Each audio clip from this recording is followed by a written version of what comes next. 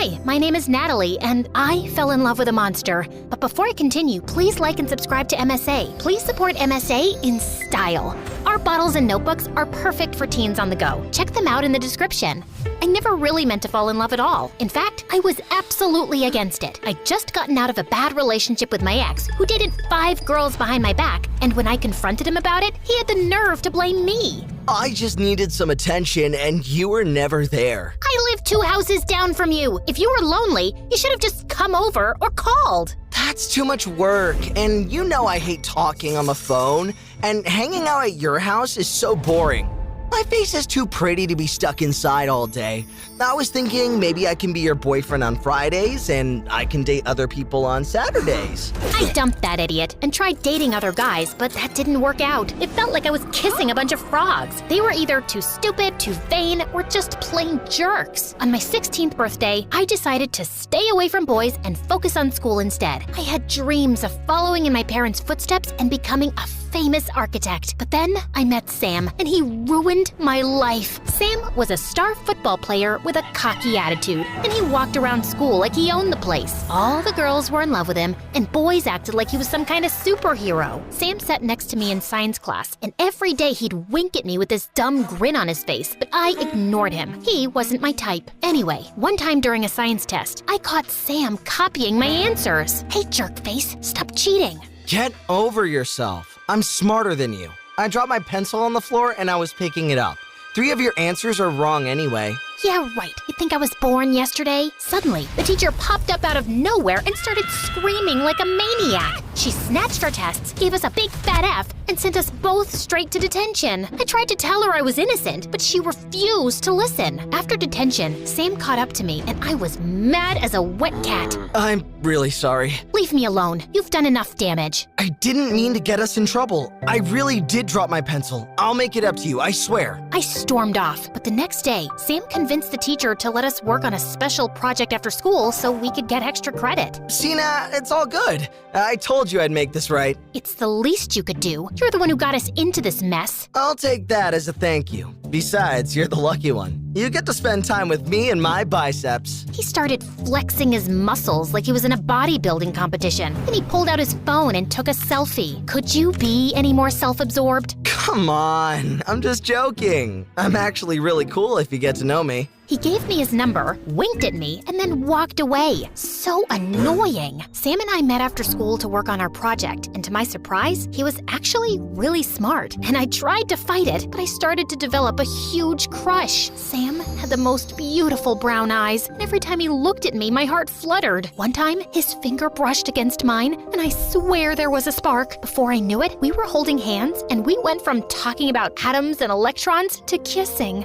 And man, that kiss was amazing. After that, we were inseparable. We couldn't get enough of each other. We finished each other's sentences. Soon, we were madly in love. An epic love like you read about in fairy tales. Life was perfect, but then everything changed. Suddenly, Sam stopped meeting me after class. He stopped answering my texts and funny memes. I figured he was busy, so I gave him some space. Then I heard he quit the football team. I got really worried, so I asked him about it. I'm fine. It's nothing. No, it's not. You've been playing football your whole life. You've been obsessed with playing in college and going pro. You can't just quit. You're not the boss of me. I do what I want. He marched off without another word. After that, things got even worse. He started hanging out with a bad crowd and he totally changed. He didn't smile anymore or crack jokes like before. He was as cold as an iceberg. Every time I tried to talk to him, he was snappy and rude. Then one day, he stopped showing up in school. I went by his house, but it was empty with a for sale sign outside. I asked the neighbors what happened, and they told me that Sam and his parents left in the middle of the night. I tried everything to reach Sam. I was so confused and worried. Then one day, he DM'd me from his Insta. He told me he wanted to break up, suggested that I move on with my life, and then blocked me. I was completely devastated. I couldn't imagine life without Sam, and I couldn't understand why he'd do this to me. I collapsed onto my bed and hid under the covers for days. My best friend Shelly came to my rescue. She brought me ice cream, chocolate cake, and we watched dozens of MSA videos. Slowly, I started to feel better, but every time I saw something that reminded me of Sam, I burst into tears.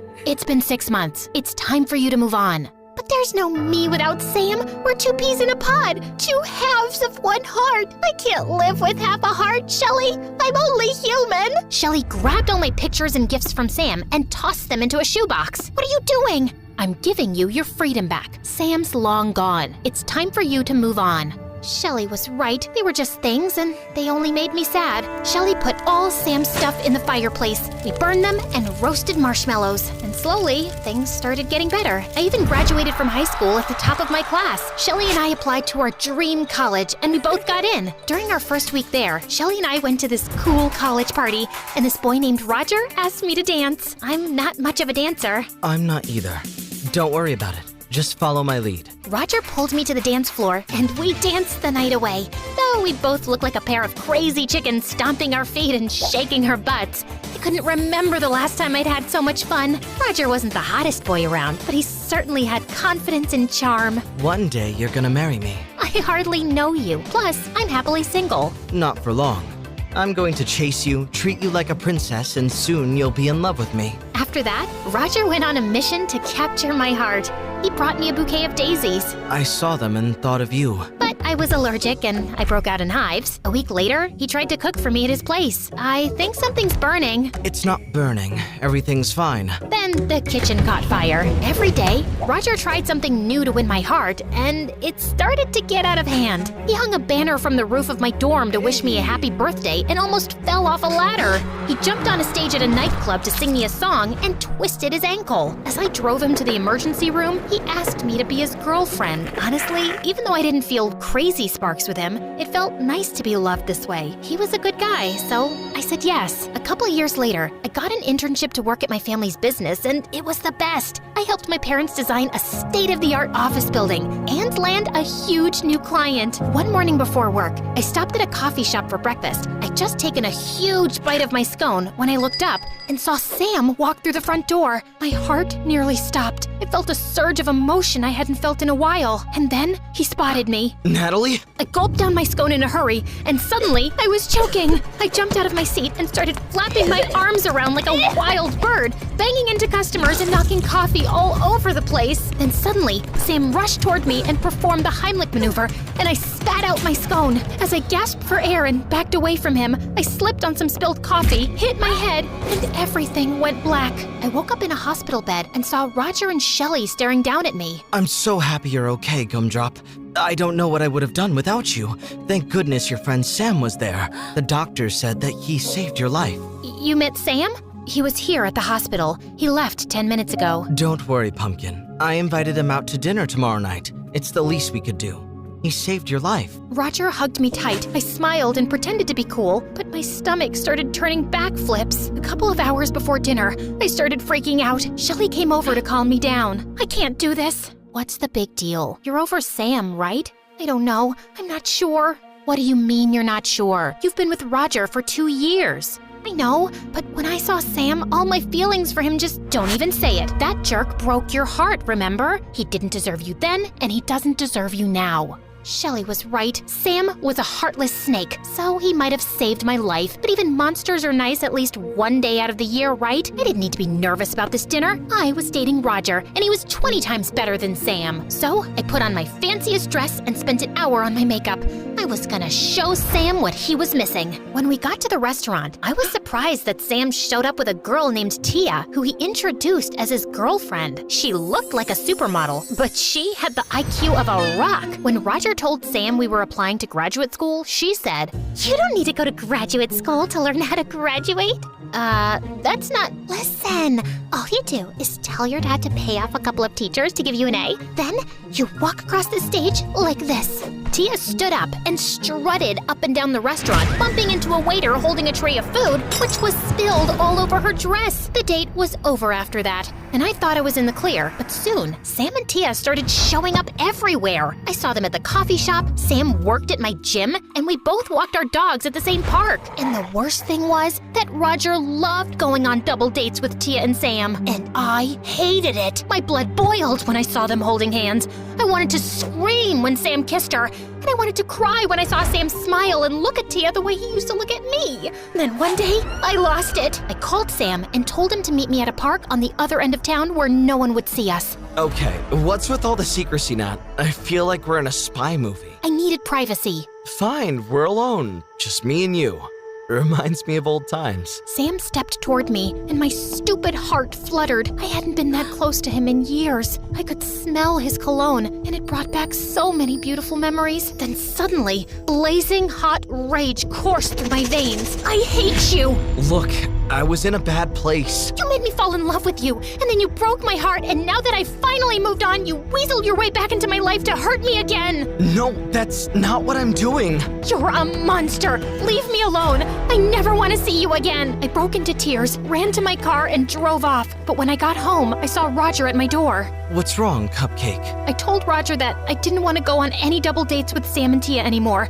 I just wanted to focus on us. Of course, Sugar Bear. Whatever you want. Then I kissed Roger, but all I could think about was Sam. When I pulled away, Roger had this strange look on his face. Then he got down on one knee. I think I want to marry you. I don't have a ring, but I can get one right away. Just tell me what you want, and I'll buy it.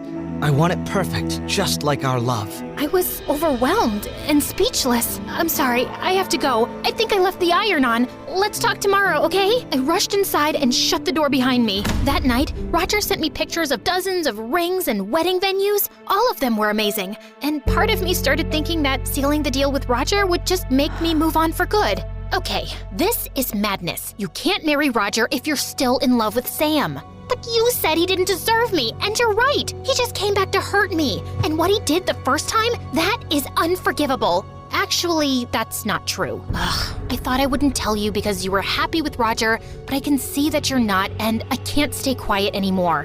What are you talking about? I've been volunteering at the hospital, and a few days ago, I spotted Sam leaving my uncle's examination room, who's an oncologist. I snuck in later and looked at Sam's file. My uncle caught me, and he was furious. But since I begged, he told me the whole story. Sam got really sick in high school. That's why he quit the football team. He was going through special treatment, but it wasn't working. So he and his parents moved away to enroll in a special treatment program. Now he's cured, but he still has to take medicines. I think Sam broke up with you because he didn't know if he was going to survive it, and he couldn't bear to see you hurt. That's why he was a jerk. He wanted you to forget about him and move on. My heart felt crushed hearing this. But he's moved on. He's dating Tia. They broke up yesterday. Now she's dating a movie star. They're Insta official. I have to talk to Sam. What about Roger?